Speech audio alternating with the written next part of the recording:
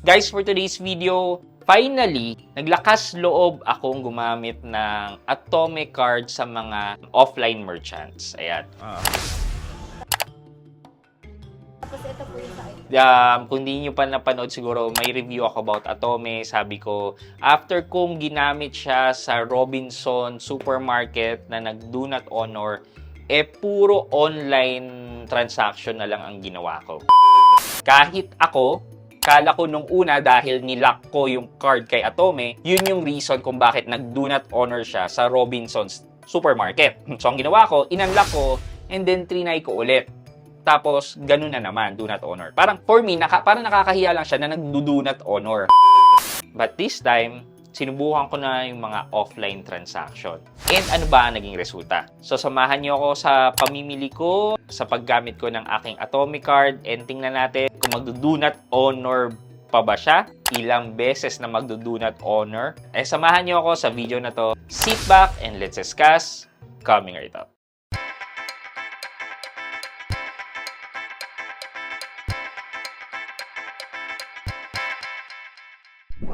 Hi guys, this is Pat and you're in Pat Quintos Review TV. So if you're new here in my channel, I do reviews about personal finance na meron na akong experience at ginawa ko na to ng videos and playlist na makikita nyo dito sa taas. At kung bago ka dito sa channel ko, you may want to consider subscribing to my channel. Okay guys, so disclaimer lang, hindi po ako bayad ni Atome sa paggawa ng videos. Si Atome, meron siyang sa app, yun lang, masasabi ko, meron siyang refer a friend. For transparency, dun sa refer a friend, pag ginamit nyo yung link ko, ang magiging advantage lang sa akin yun is tataas ng by 400 or 800 credit limit yung aking Atome card. Which is meron ng 5 ngayon na successful na ginamit yung link ko at nabigyan po ako ng credit line increase with Atome. Thank you po sa paggamit ng aking link. And bukod doon, nagbibigay po sila ng points, 200 points, which is convertible into vouchers kay SM, etc. So basically, yun po yung matatanggap ko kung gagamitin nyo yung link.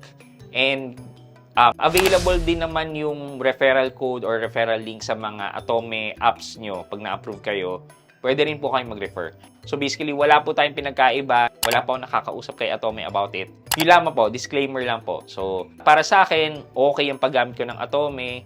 Dahil nagbabayad po ako lagi na avail ko yung 0% interest. Yun talaga yung gusto ko ma-share sa inyo at ma-experience nyo yung 0% interest. Kaya, sinishare ko po si Atome sa inyo. Okay? So, sana malinaw po. Okay, for now, dahil nga nagkaroon ng issue before ng do not honor, ito na po yung ginawa ko. Before I started, nag-change muna po ako ng PIN ng card kasi nakalimutan ko na po yung PIN ng card. So, at least, kahit pa paano na-refresh siguro yung system dun sa card. Kaya feeling ko, mas okay na siyang gamitin. So, ganun po muna yung try nyong gawin. Baka lang naman po, di ba? And then, simulan na po natin ang pag-shopping using the Atome card. Basic ba? ito po yung sa 200. Tapos ito po yung sa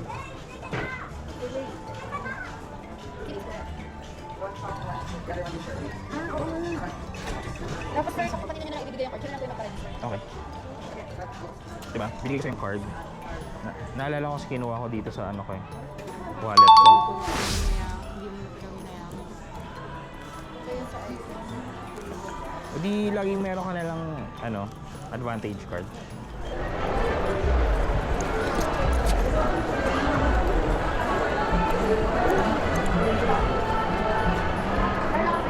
yes sir. Bills pay. Nagbabayad. Down po yung sa machine. Okay.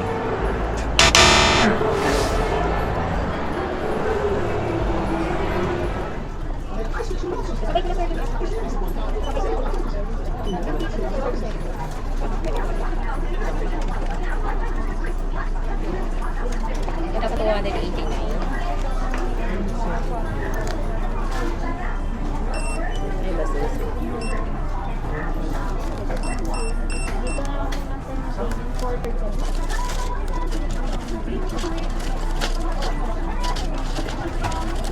Apa?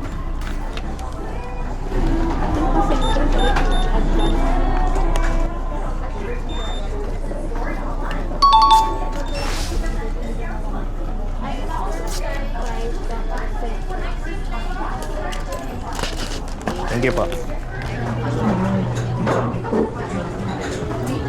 Halika na, dalhin doon. Dala.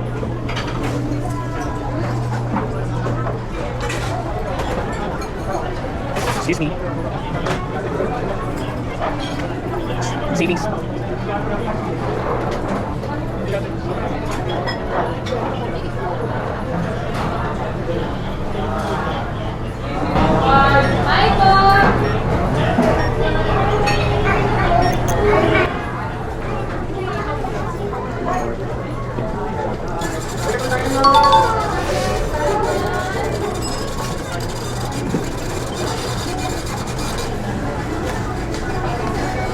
Thank you.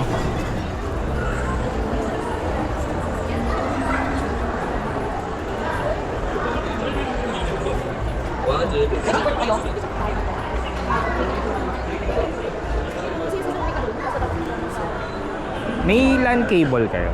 Yung LAN cable sa wala nang makita. Wala na. Thank you. Okay. Ayan, so nakita nyo na po dun sa pag-shopping natin, puro successful naman po ang paggamit natin ng Atomic Card. Ayan, so kahit papano hindi na ako ganun kinakabahan sa paggamit ng Atomic Card kasi most probably maayos na siya. Sana. Ayan, sana po ah. So far, so good. I think nag-i-improve na talaga si Atome. Okay? So yan lamang po for our video today. Kung gusto niyo po more details about Atome, meron na po ako na review about diyan, yung mga dapat niyo malaman kay Atome, mga interest rate, so on and so forth. Makikita niyo na po dito sa mga videos na to. Yan. So for our question of the day po, ano pong gagawin nyo kung yung card na gamit nyo sa grocery biglang nag-do not honor or nag-decline? Tapos wala po kayong dalang cash or what? Paano po kayo sa e-exit sa sitwasyon na yon? Alam ko po nakakahiya yan, but let me know sa comment section sa baba kung ano sa tingin nyo yung gagawin nyo pag nangyari yan sa inyo. May chance po kayong manalo ng 1,000 pesos sa ating weekly GCash giveaway. Yun lamang po for today's video, but before we end this video, mag-shoutout po tayo at shoutout kay at John Christopher Del Rosario 8692. Sabi niya, for me, mas okay ang online transaction kasi hindi naman hassle, saka maganda yung discount promo kapag maglo-load ka, may less up to 3%. Salamat sa review, sir. Sana ma-shoutout din ako. Thank you po. At John Christopher Del Rosario 8692, shoutout po sa inyo at maraming salamat sa panonood at pagsuporta ng aking mga videos. Thank you so much. I hope you can like this video, leave a thumbs up, and if not, wala nang problema dyan, but continue to support me by subscribing to my channel by clicking the subscribe button and also the bell button sa tabing subscribe para makareceive kayo ng latest notification sa lahat ng upload ko. Again guys, this is Pat Quinto and you're in Pat Quinto's Review TV. Bye-bye!